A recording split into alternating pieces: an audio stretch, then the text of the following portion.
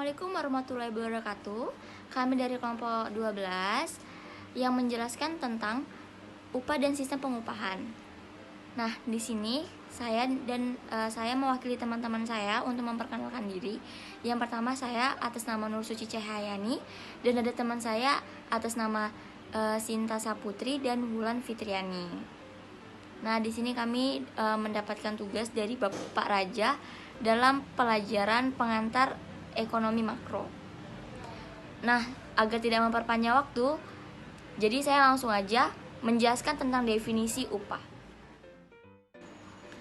Definisi upah: tenaga kerja merupakan faktor produksi kedua yang dianggap paling penting, sebab melalui jasa tenaga kerja inilah sumber daya dalam dapat berubah menjadi produksi yang bernilai. Untuk itu, atas pengorbanan dan kerjanya tenaga kerja ini, mereka berhak mendapatkan balas jasa dari majikan atau perusahaan berupa seperti upah atau gaji. Dalam teori ekonomi, upah secara umum dimaknai sebagai harga yang dibayarkan kepada pekerja atas jasanya dalam produksi kekayaan seperti faktor produksi lainnya. Tenaga kerja diberikan imbalan atas jasanya yang disebut dengan upah. Sementara Sardono Soekirno mendefinisikan upah sebagai pembayaran yang diperoleh sebagai bentuk jasa yang disediakan dan diberikan oleh tenaga kerja kepada para perusahaan. Secara jelas, pengertian tentang upah dipaparkan dalam Undang-Undang Nomor 13 Tahun 2003 tentang Ketenagakerjaan. Dalam pasal 1 undang-undang tersebut dikatakan bahwa upah adalah hak pekerja yang diterima dan dinyatakan dalam bentuk uang sebagai imbalan dari pengusaha atau pemberi jasa kepada para pekerja yang ditetapkan dan dibayarkan menurut suatu perjanjian kerja, atau seperti sekarang itu disebut dengan kontrak kerja, seperti itu, atau peraturan perundang-undangan termasuk tunjangan bagi pekerja dan keluarganya atas suatu pekerjaan dan jasa yang telah dilakukan, seperti itu. Selain upah, ada beberapa istilah yang sering dipakai untuk menunjuk makna yang sama, yaitu ada kompensasi dan imbalan. Nah, secara umum, para ahli ekonomi mempersamakan ketiga istilah tersebut. Namun, dalam manajemen sumber daya manusia modern, istilah imbalan dan kompensasi lebih banyak digunakan. Gaji adalah kompensasi yang diberikan kepada karyawan atau pekerja secara periodik, sedangkan upah ini kompensasi yang diberikan berdasarkan hasil kerja tertentu, tetapi tidak secara periodik, seperti itu. Nah, gaji adalah bentuk pembayaran secara berkala dari seseorang majikan kepada karyawannya yang dinyatakan dalam suatu kontrak kerja yang seperti yang saya sebutkan tadi.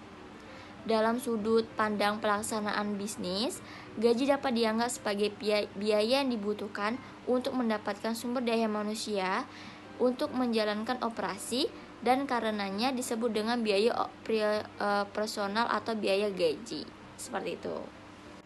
Istilah lain dari gaji adalah honor dan upah. Nah, honor dan upah ini dapat diterima oleh karyawan yang bekerja di kantor milik negara maupun milik swasta. Nah, pekerjaannya ini dapat berupa pegawai negeri sipil atau juga pegawai swasta sebagai tenaga honorer yang bekerja di kantor milik negara.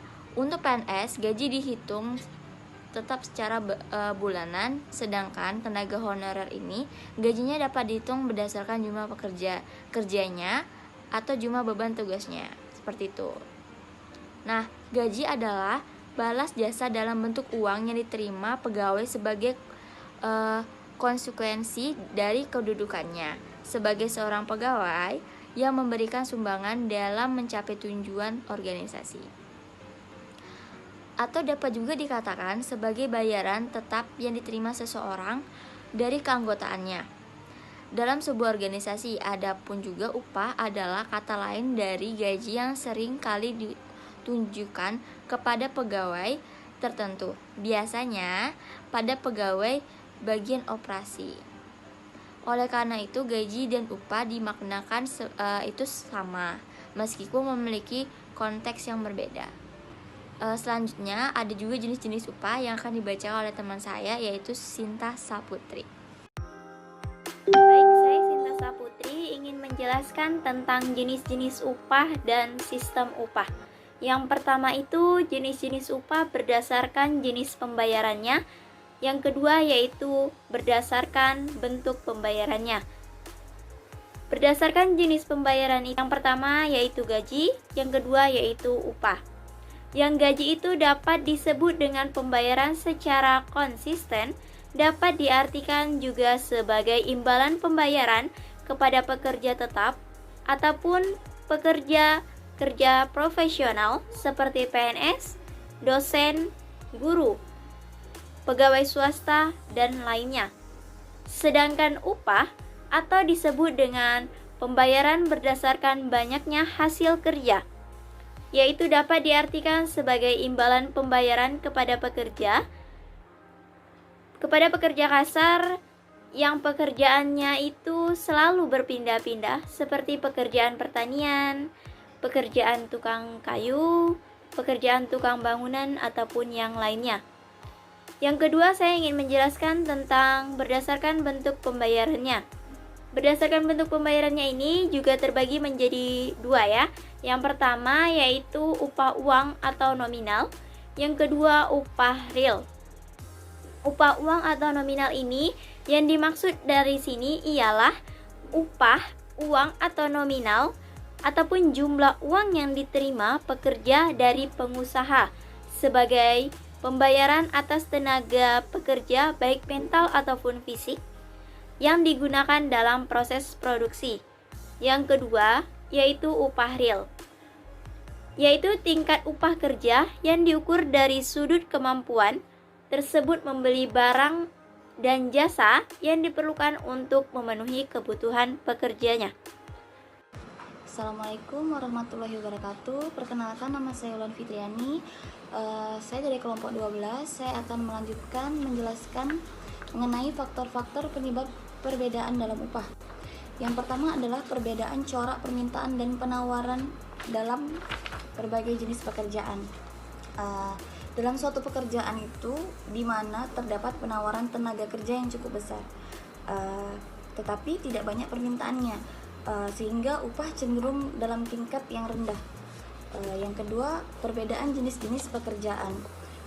Jenis-jenis pekerjaan itu kita dapat membedakannya dalam pekerjaan yang ringan dan ada juga pekerjaan yang menggunakan tenaga fisik, seperti pekerjaan yang agak berat begitu. Yang ketiga ada perbedaan kemampuan, keahlian, dan pendidikan. Ini seperti ini ya. Semakin tinggi tingkat pendidikan seseorang pekerja, maka peluang untuk mendapatkan pekerjaan akan semakin mudah. Yang keempat ada pertimbangan selain keuangan. Pertimbangan selain keuangan tuh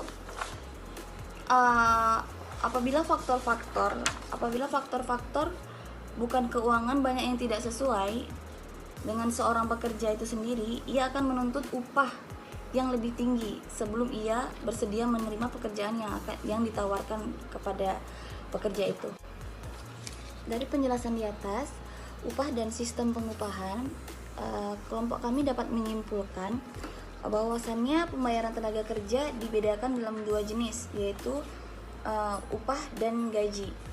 Di mana gaji adalah pembayaran yang diberikan kepada para pekerja tetap dan tenaga kerja profesional yang biasa dilaksanakan sebulan sekali, seperti pegawai pemerintahan, guru, dosen, dan lain-lain.